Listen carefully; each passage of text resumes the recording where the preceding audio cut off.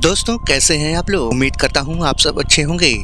आज हम बात करने वाले हैं इजराइल की। किसी ने बड़ी कमाल की बात कही है कि अगर किसी देश में राज करना हो तो उसकी सभ्यता और संस्कृति को तबाह करना शुरू कर दो, फिर उस देश को कब्जे में ले लो। आज हम ऐसे देश के बारे में बात करेंगे जो क्षेत्र में केरल से भी छोटा है और आज दुनिया के ताकतवर देशों में आगे कैसे आ गया।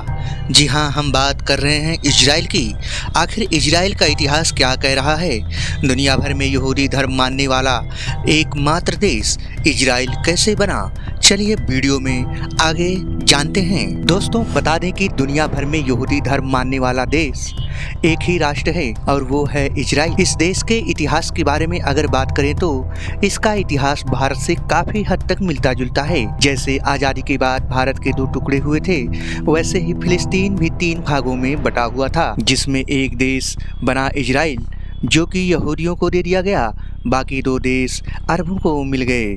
दुनिया की नज़र में इजराइल जिस तरह से दिखता है, इसके पीछे कई साल पुराना इतिहास है।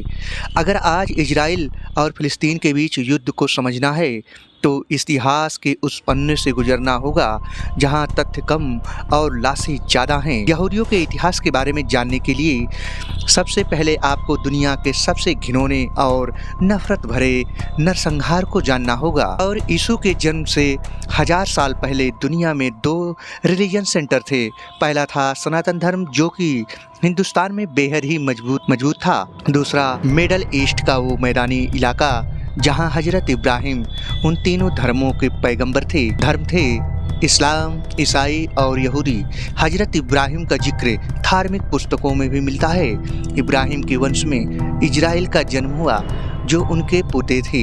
इजराइल ने 12 कबीलों को मिलाकर इजराइल का स्टेट बनाया, जिसे आज हम इजराइल देश के नाम से जानते हैं। इजराइल के एक बेटे का नाम जुदा या यहूदा था। इनके वजह से इस धर्म को जीव या यहूदी नाम मिला। वैसे यहूदी तो अपने और पैगंबर को मानते थे, जैसे कि इजराइल, इब्राहिम, जुदा और मूसा। हजरत मूसा को यहूदी धर्म अपना मुख्य पैगंबर मानते थे। ऐसा कहा जाता है हजरत मूसा ने जो नियम तय किए थे उसी पर यहूदियों ने आगे बढ़ने का फैसला किया। आपको बता दें कि हजरत मूसा का जिक्र कुछ किताबों में पढ़ने को मिलता है, जैसे कि बाइबल और कुरान। मूसा ने यहूदी धर्म को एक नया रास्ता दिखाया था और यहूदी धर्म को एक नया स्थान भी दिया था। अब आते हैं यहूदी के काले पन्ने पर। एक ऐसा दौर जिसकी घटना, जिसकी कहानी इजराइल क्या बल्कि पूरी दुनिया सदियों तक ना भूल पाई और ना कभी भूल पाएगी। दोस्तों अगर आपको वीडियो अच्छा लग रहा हो तो वीडियो को लाइक कर दें, चैनल को सब्सक्राइब करना ना भूलें। चलिए आगे बढ़ते हैं। सन 72 ईसा पूर्व रोमन साम्राज्य का बड़ा हमला हुआ। आपको बता दें कि रोमन ने सन 63 ईसा पूर्व में अपनी एंट्री पक्की कर ली थी। इजराइल के 2 टुकड़े होने का फायदा भी रोमन ने बखूबी उठाया। रोमन साम्राज्य के इस हमले में पहले यहूदियों के मंदिर, जिसमें पूर्व किंगडम डेविड ने बनवाया था, उसे तोड़ दिया गया। हालांकि इस हमले के बाद काफ़ी दीवारें बच गई थी और यह दीवार आज भी यहूदियों का सबसे पवित्र स्थान माना जाता है। आज हम इस दीवार को वेस्टर्न वॉल के नाम से जानते हैं। आज भी यहूदी अपना माथा टेकते हैं। मंदिर टूटने के इस घटना को एक्सीडस कहा जाता है और इसी दौर में यरूशलेम की उस ज़मीन पर जहां आज अल-अक्सा मस्जिद है और जो विवाद का केंद्र बना हुआ है, वहाँ ईसा मसीह का जन्म होता है। ईसा एक यहूदी थे, लेकिन वह अपनी विचारधारा लेकर आए थे। उन्होंने अपने धर्म का प्रचार किया जो रोमन और यहूदी दोनों को पसंद ना आया। ईसा ने खुद को परमेश्वर का पुत्र कहा और कई चमत्कार किए, जिससे कई यहूदी उनके शिष्य बनने लगे और ईसाई धर्म की नींव पड़ी। दुनिया में यहूदियों को लेकर एक वहम फैल गया कि यहूदी दुनिया की सबसे चालाक कौम है। ईसा के मौत के बाद करीब 37 साल बाद यहूदियों ने इजराइल पर राज करने वाले रोमन साम्राज्य पर बगावत शुरू कर दी और जब ये बगावत शुरू हुई तो खतरनाक हिंसा का रूप लेने लगी। इसके बाद में रोमन सेनाओं ने यरूशलेम को रोम डाला। ऐसा कत्लेआम इतिहास में कभी ना देखा गया और ना कभी देखा जाएगा। और सेकंड टेम्पल को भी नस्तो नाबूद कर दिया गया।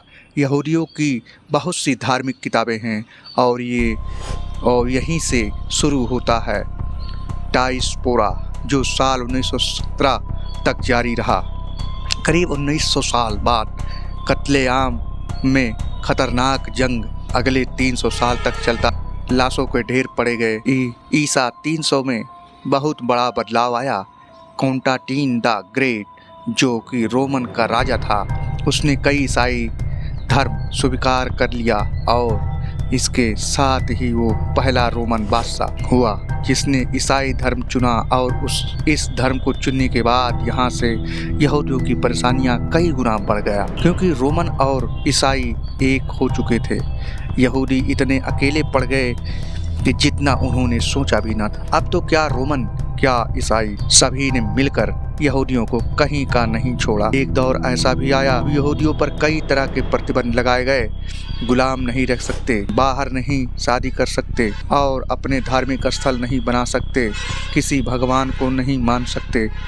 फर्स्ट वार और सेकंड वार के बीच का समय यहूदी इतिहास का सबसे काला पन्ना साबित। जर्मनी के जरिए हिटलर ने दुनिया को हिला दिया और शुरू हुआ यहूदी होलोकॉस्ट का चैप्टर। कहा जाता है करीब 60 लाख यहूदियों को हिटलर ने गैस चैम्बर में मरवा दिया और जो बच गए उनकी हालत मुर्दे जैसी थी।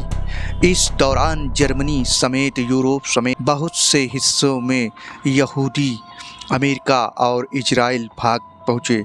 अमेरिका पहुँचने वाले यहूदियों में से एक थे दुनिया के सबसे बड़े वैज्ञानिक में शुमार एल्बर्ट आइंस्टीन, जो जर्मनी में पैदा हुए थे। अमेरिका में जाके शरण लेनी पड़ी। दूसरे विश्व युद्ध में हिटलर को हार हुई और संयुक्त राष्ट्र की स्थापना हुई। कभी इजराइल की जगह तुर्की का ऑटोमन साम्राज्य हुआ करता था, लेकिन फर्स्ट वार में तुर्की के हार के बाद उस इलाके में ब्रिटेन का कब्जा हो गया।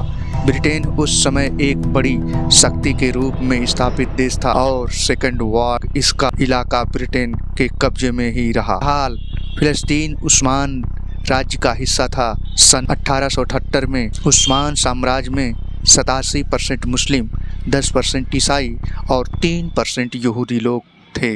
1900 ईस्वी में पहली बार इजराइल की स्थापना की मांग की गई। 1900 ईस्वी में पहली बार इजराइल की स्थापना की मांग की गई, जिसे सियनिमन आंदोलन का नाम दिया गया।